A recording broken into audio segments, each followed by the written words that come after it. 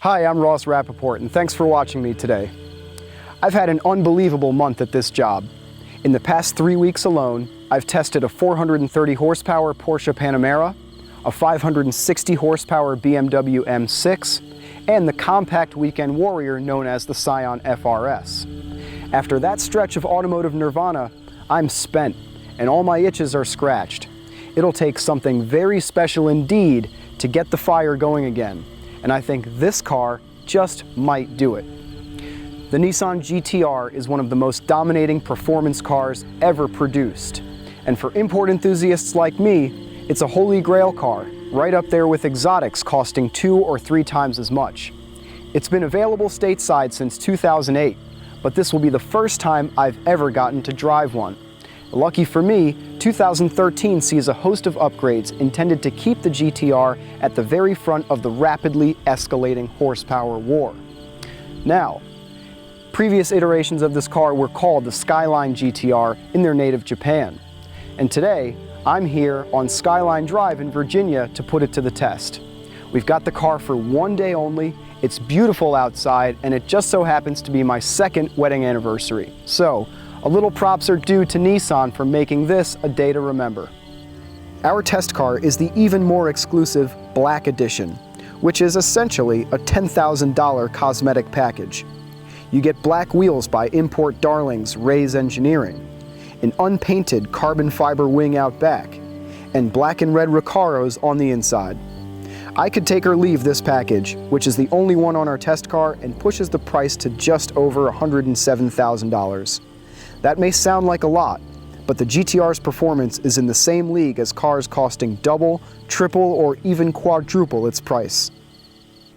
Okay, so the inside of this car is all business, just as it should be, but there are enough sensibly placed little compartments to satisfy my inner storage nerd.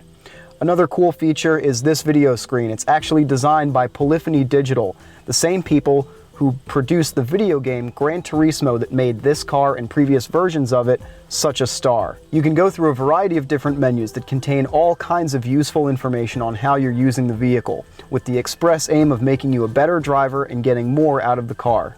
There's a menu for fuel economy, a menu for gear selection, a menu for acceleration, and so forth. By far, the most important controls are right here above the shift knob, and these are the ones that adjust the car's attitude from normal to comfort to race.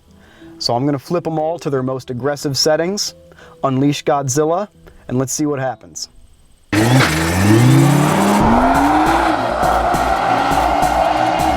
Today I'm not even going to pretend that I can take this car to its handling limits.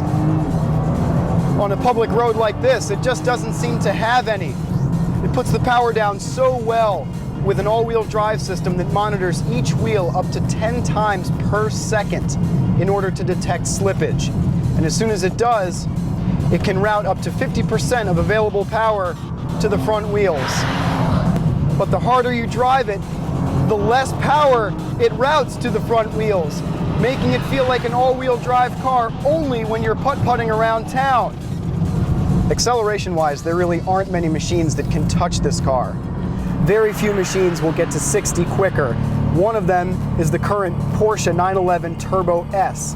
Another is the 1,000 horsepower, $1 million Bugatti Veyron. And this car will do it in an eye-popping 2.7 seconds. In order to crack off that kind of a time, you'll need everything in race mode and stability control off, and taking advantage of the car's launch control feature.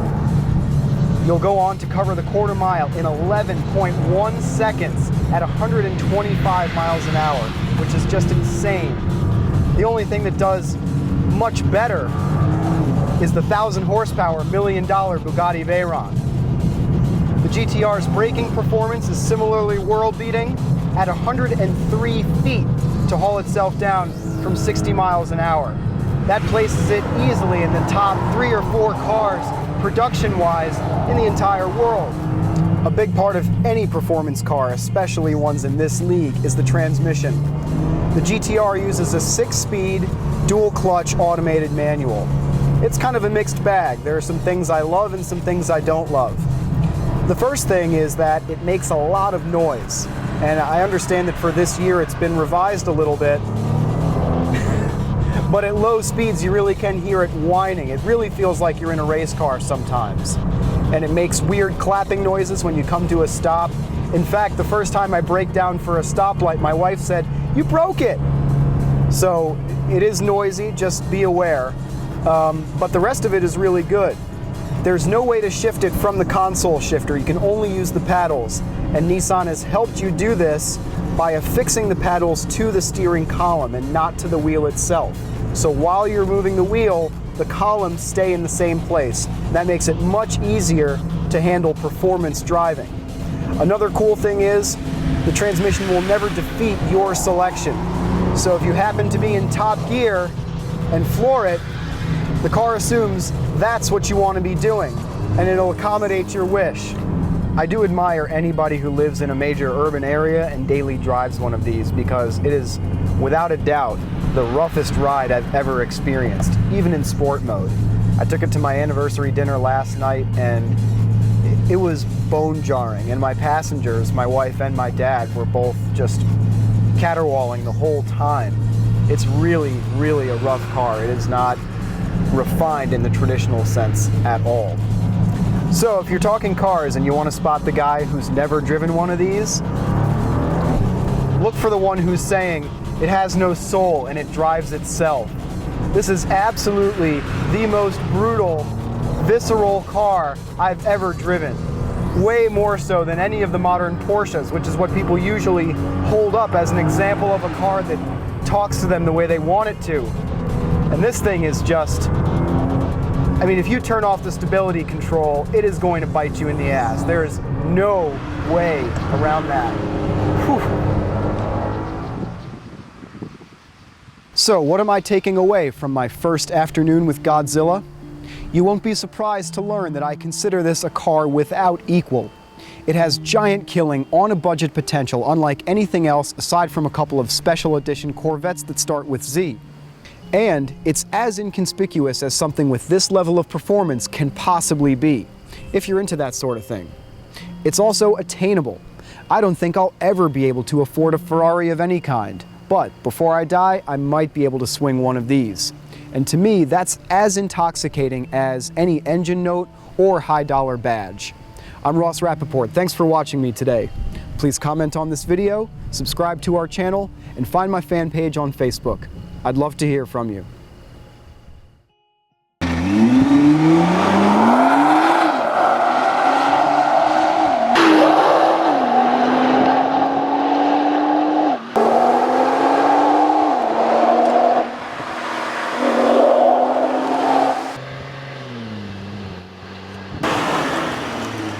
Hi, I'm Ross Rapoport.